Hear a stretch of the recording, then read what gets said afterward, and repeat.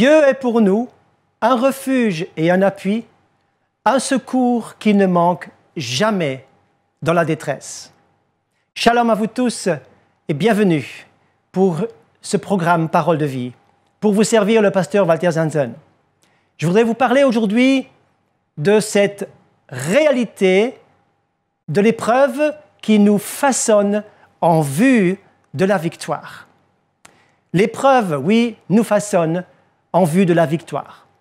Nous savons tous que les épreuves sont et font partie de la vie, que nous ne sommes pas immunisés contre les épreuves, mais que dans les épreuves, Dieu nous donne sa paix, son assistance, son secours, sa force et sa présence. Bien sûr que chaque épreuve, toute épreuve peut être personnelle ou familiale. Il y a des épreuves également qui sont sociales ou nationales et même des épreuves mondiales, comme celles que nous vivons en ce moment. Je voudrais vous donner 4 mots-clés, 4 pensées maîtresses qui vont vous encourager, qui vont vous aider à non seulement comprendre le but de l'épreuve, mais aussi d'être préparé en vue de la victoire dans l'épreuve. Voici le premier mot. Et pour cela, je vous donne le premier texte biblique. « Heureux l'homme qui supporte patiemment l'épreuve, car après avoir été éprouvé, il recevra la couronne de vie que le Seigneur a promise à ceux qui l'aiment. » C'est Jacques, l'apôtre, au chapitre 1, verset 12, qui nous donne ce texte merveilleux et qui me fait penser, qui me donne la première impulsion. Le premier mot, c'est le mot ou le verbe « supporter ». Supporter rime avec patienter. Heureux celui qui supporte patiemment. Supporter demande la patience. Et oui, lorsque nous sommes dans la souffrance, dans l'épreuve, eh bien, il nous semble parfois que le tunnel est interminable, que la difficulté est trop longue, que le désert est sans fin, que les forces semblent être insuffisantes. Et pourtant, il faut supporter. Et parfois, vous l'avez vécu avec moi, lorsque nous passons une épreuve, nous pensons ne pas avoir les forces nécessaires pour traverser le temps de l'épreuve. Et pourtant, tout en marchant, en avançant dans l'épreuve, nous voyons quelque chose qui se passe et que les forces nous sont ajoutées, multipliées, et on est étonné de voir que les forces ont été suffisantes pour supporter le temps parfois long. Je pense à cette personne qui disait « Seigneur, donne-moi la patience tout de suite !» Oui, la patience, cela s'apprend à tout âge. Nous savons tous qu'un enfant ne supporte pas grand-chose et il est impatient de recevoir la nourriture, de jouer, etc. Il n'a pas de patience. Un adulte a déjà plus de patience, mais il suffit de peu de choses pour ne plus supporter grand-chose. Je pense à cette personne qui était malade et qui pourtant, je l'avais connue en pleine forme, une personne très solide, très forte, capable de porter une entreprise avec de nombreux employés, de grandes charges, de grandes responsabilités. Mais une fois devenue malade, elle me disait « Je ne supporte plus rien ». La bonne nouvelle d'aujourd'hui, c'est que Dieu vous donne la capacité et la force pour supporter encore. Mais pour cela, eh bien, il nous faut la grâce de Dieu et il nous faut demander la patience. D'ailleurs, la patience, c'est un fruit de l'esprit. C'est la résultante, c'est le résultat de la présence de Dieu en nous, du travail du Seigneur en nous. C'est de façonner en nous la patience. Certains aimeraient que l'on impose les mains à ces personnes ou à vous pour que vous puissiez devenir patient comme cela. Non, la patience doit passer par un test, par des expériences, par des épreuves. Par les épreuves, nous apprenons à patienter. C'est un fruit de l'esprit. 2 Corinthiens, chapitre 1, verset 6, l'apôtre Paul va dire « La patience, vous en avez besoin pour supporter la souffrance. » 2 Thessaloniciens, chapitre 1, verset 4, « Votre persévérance, la persévérance de votre foi au milieu de toutes les persécutions que vous avez à supporter. C'est pourquoi je supporte tout à cause des élus, dira Paul à Timothée. Je supporte tout à cause des élus. Et puis, il y a aussi ce verset qu'il ne faut pas oublier. Supportez-vous les uns les autres, c'est-à-dire soyez patients les uns avec les autres. Donc, nous avons une école à passer qui s'appelle l'école de la patience. Et ce verbe « supporter » existe bel et bien dans votre Bible. J'espère qu'il existe aussi dans votre expérience quotidienne, même dans l'épreuve. N'oubliez pas que l'épreuve nous façonne en vue de la victoire et nous sommes en préparation pour quelque chose de meilleur.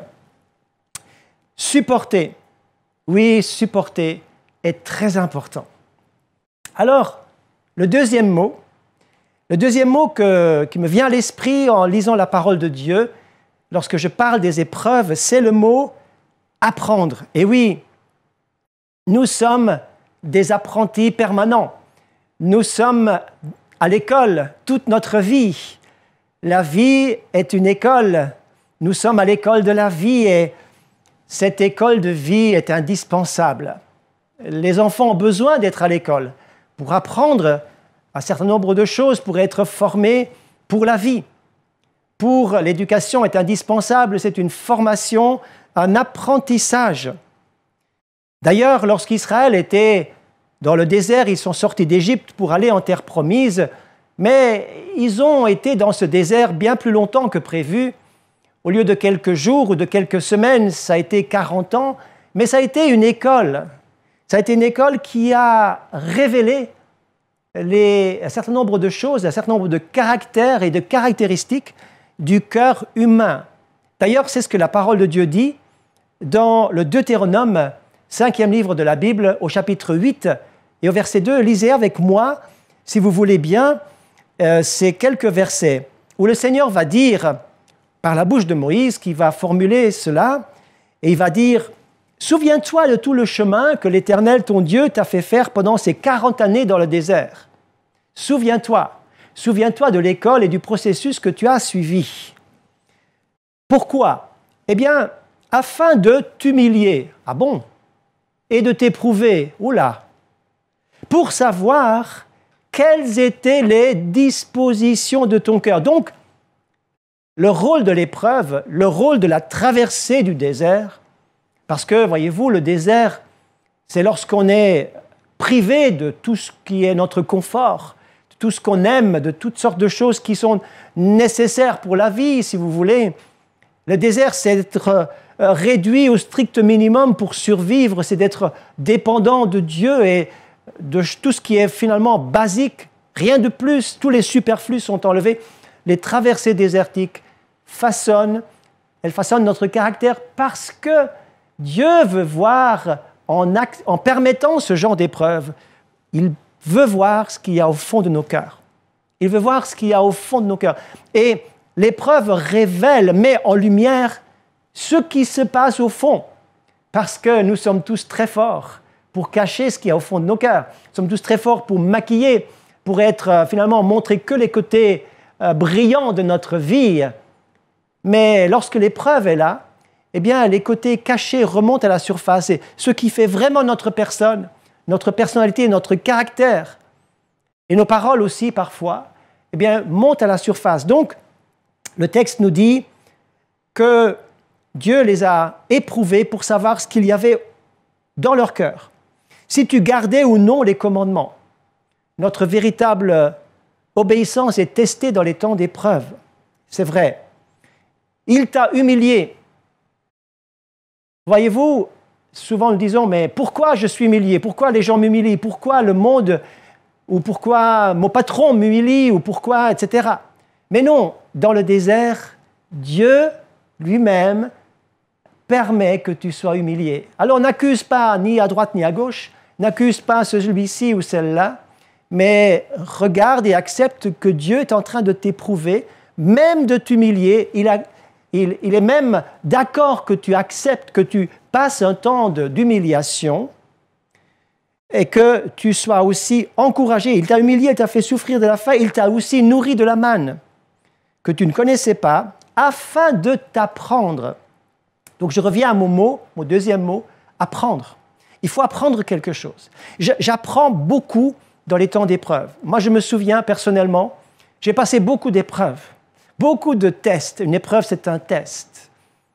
Mais les véritables leçons de vie, les véritables progrès dans ma vie, au niveau humain, au niveau spirituel, etc., les véritables progrès ont été faits dans les temps d'épreuve. Et non pas dans les temps de prospérité, de réussite, etc. Alors, bien sûr, nous sommes très heureux et nous apprenons aussi des choses quand tout va bien, mais nous retenons les leçons spécialement parce que l'épreuve nous les fait retenir. Souvenez-vous de toutes les leçons que vous avez apprises à cause d'une épreuve qui est survenue dans votre vie. Quelqu'un a dit ceci, la souffrance est un maître très dur, mais il enseigne très bien. La souffrance fait partie de l'épreuve et de notre cheminement humain, et c'est un enseignant qui fait bien son travail. Très difficile, personne ne cherche la souffrance, elle vient, elle s'impose d'elle-même. À nous d'apprendre et de nous laisser enseigner. Après avoir parlé du premier mot, supporter, qui rime avec patience, du deuxième mot qui est l'apprentissage, qui rime avec scolarité, qui me met en mouvement pour apprendre, pour comprendre et pour voir ce qu'il y a au fond de nos cœurs, la révélation de ce qu'il y a au fond de nos cœurs. Le troisième mot, c'est le mot porter. Parce que, en fait, supporter veut dire porter sur. Pour supporter, j'ai besoin de la patience. Et pour porter, j'ai besoin de force. Et c'est là que, dans l'épreuve, Dieu nous donne ses réserves. Dieu nous donne ses ressources. Dieu nous donne sa protection, son énergie, sa manne, ses réserves à lui. Il nous donne il ouvre les écluses des cieux, les réservoirs célestes, les greniers célestes pour nous donner quelque chose qui est nécessaire dans le temps de l'épreuve. Porter. Mais voyez-vous, pour être plus fort, pour pouvoir porter davantage, il me faut de la musculation. Si vous voulez être plus fort, vous ne devez pas juste attendre que la force vienne. Non, non, non, il faut travailler vos muscles pour que la force augmente dans votre corps. C'est comme ça que ça fonctionne. Et pour porter, eh bien, l'épreuve façonne notre musculation spirituelle. Nous prenons de la force en persistant, en persévérant, en nous accrochant, en faisant confiance. Il y a de la force qui arrive. Mais il y a quelque chose d'intéressant dans l'Écriture que je voudrais que vous puissiez découvrir avec moi.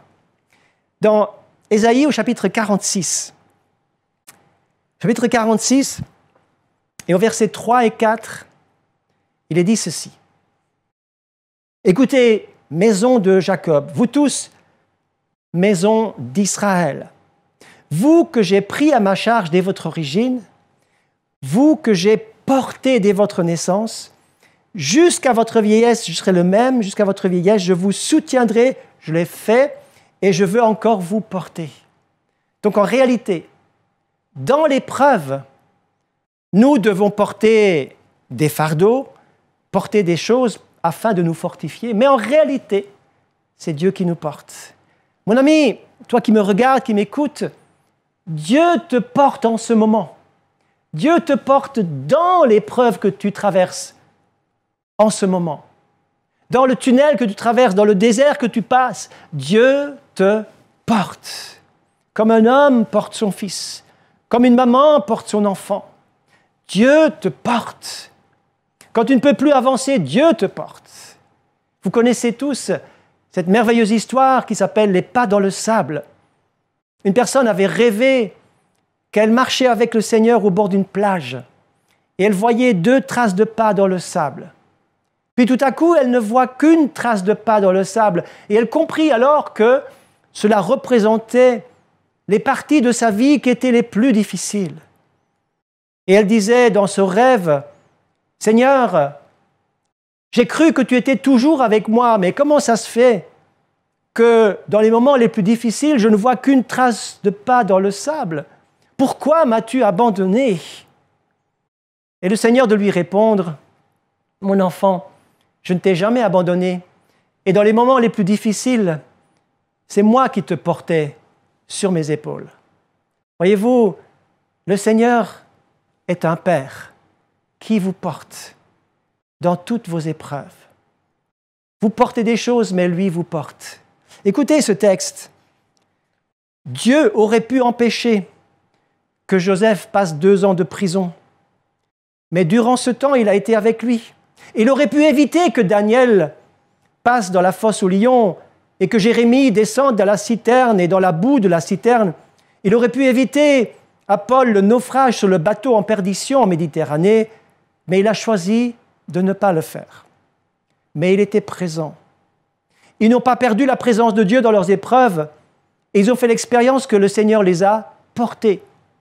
En conséquence, chacun d'entre eux s'est rapproché davantage de Dieu et a changé le monde dans lequel ils vivaient. Leur histoire a encouragé des milliers d'autres croyants, car les épreuves de la vie nous obligent à nous appuyer sur Dieu plutôt que sur nous-mêmes. Ce qui est particulièrement difficile pour ceux qui ont connu le succès, la gloire et la réussite. Paul avait du succès, mais il relève dans 2 Corinthiens, chapitre 12 et verset 10, « Je me plais dans les faiblesses, dans les outrages, dans les calamités, dans les persécutions, pour Christ, car quand je suis faible, c'est là que je suis fort. » Pourquoi? Il plaçait sa confiance non en lui-même, mais il la plaçait en Dieu. Dieu est tout ce dont vous avez besoin dans la vie, le jour où vous n'avez plus que lui pour vous soutenir. Le Seigneur marche devant vous, marche avec vous. Dans l'épreuve, c'est lui qui vous porte. Écoutez encore Deutéronome, chapitre 1, verset 29. « L'Éternel, votre Dieu, qui marche devant vous, combattra lui-même pour vous, selon tout ce qu'il a fait pour vous sous vos yeux en Égypte et au désert, où tu as vu que l'Éternel, ton Dieu, t'a porté comme un homme porte son fils. » Comme c'est merveilleux. Comme c'est merveilleux de voir le cœur du Seigneur pour Israël, le cœur du Seigneur pour vous. Voyez-vous, ce qui nous porte, c'est la présence du Seigneur, sa grâce pour vous.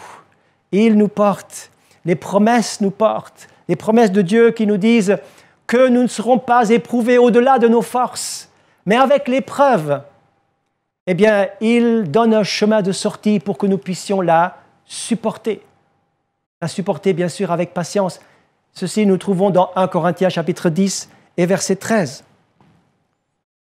La foi vous porte, les promesses vous portent, la présence de Dieu vous porte. Vous êtes portés. Et cela doit nous encourager aujourd'hui, alors que nous avons parlé du 3e verbe, supporter, apprendre, porter. Mais il y a encore un autre mot qu'il nous faut aborder dans ce message, qui, comme je l'ai dit, j'ai intitulé « Les épreuves nous façonnent en vue de la victoire ». Et la victoire, l'apôtre Jacques, nous l'avons lu tout à l'heure dans chapitre 1, verset 12, nous dit que nous devons supporter patiemment, car le Seigneur va nous donner au bout du compte la couronne de vie. Mes amis, lorsque tu passes l'épreuve, lorsque tu dois te battre et lorsque tu souffres et lorsque tu peut-être te sens isolé et seul dans ce que tu traverses, tu as l'impression que personne ne te comprend, personne n'arrive à te rejoindre, personne ne t'écoute vraiment, le Seigneur va te réserver la couronne de vie si tu t'accroches jusqu'à la fin, pour que tu sois debout devant lui lorsqu'il reviendra ou lorsque tu iras à sa rencontre. Car le dernier mot, c'est cette couronne de vie, c'est ce que j'appellerais ici espérer.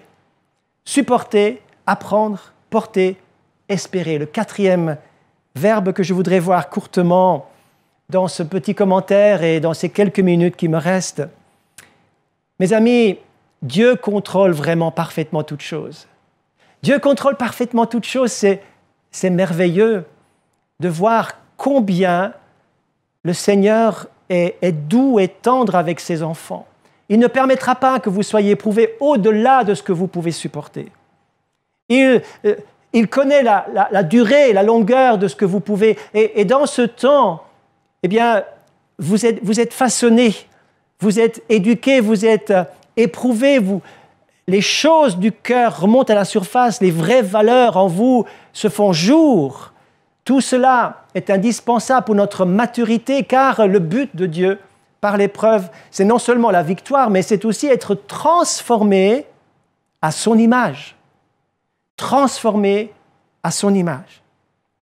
Écoutez, Romains chapitre 5, verset 3. Nous nous glorifions même des afflictions. Vous avez bien entendu? Nous nous glorifions de nos afflictions. Il y a peu de gens qui me disent « Ah, je suis glorifié dans mes afflictions. » Mais l'apôtre Paul l'a pourtant dit, la parole de Dieu l'a relevé, l'a retenu pour nous, parce qu'il n'y a pas juste une gloire dans l'affliction, non, il y a un but dans l'affliction, il y a un but dans l'épreuve. Le but, ne perdez pas de vue le but dans l'affliction. L'affliction produit quoi? La persévérance. La persévérance. La persévérance produit quoi? La victoire dans l'épreuve. Et cette victoire, et nous arrivons ici à ce mot-clé, produit l'espérance. Voyez-vous, si nous n'avions pas d'épreuve, nous serions tous très bien sur la terre. Nous serions tous très bien. Et nous n'aurions aucune envie de changer de lieu. Nous n'aurions aucune envie de changer, de déménager. Nous n'aurions aucune envie de changer quoi que ce soit. Mais le Seigneur voudrait que tu aspires à ta véritable patrie. Le Seigneur voudrait que tu dises, mais ta vraie demeure n'est pas ici. Elle est ailleurs. Le ciel est ta vraie patrie. Quand je lis les Écritures dans les patriarches et dans la vie des hommes et des femmes de Dieu, eh bien, ils ont vécu tous et toutes des épreuves parce qu'ils avaient envie de connaître la véritable patrie. Cela est expressément dit dans Hébreux chapitre 11 au sujet d'Abraham, qui va dire, mais lui, il aspirait à une patrie meilleure, la vraie maison du Père. C'est pour ça que nous avons besoin d'espérer. Et l'espérance naît en nous, elle est suscitée en nous à cause de l'épreuve. C'est l'épreuve qui fait qu'il nous manque quelque chose ici. On réalise que ce n'est pas ce monde parfait. Or, le monde parfait est à venir et Dieu t'y attend. Dieu te prépare une place. Je m'en irai pour vous préparer une place, a dit Jésus. C'est pourquoi nous avons l'espérance. Et l'espérance naît en nous, elle est suscitée par l'épreuve. C'est ce que Paul dit.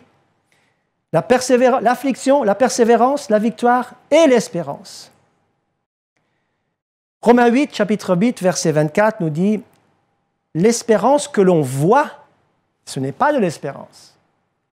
L'espérance, c'est des choses qui sont à venir, que je ne vois pas encore. Si nous espérons ce que nous ne voyons pas, d'accord, nous l'attendons avec persévérance. C'est pourquoi nous sommes dans une attente, nous sommes dans une espérance des choses à venir et je languis après ces choses, je désire ces choses parce que, eh bien, ici-bas, ce n'est pas le point final.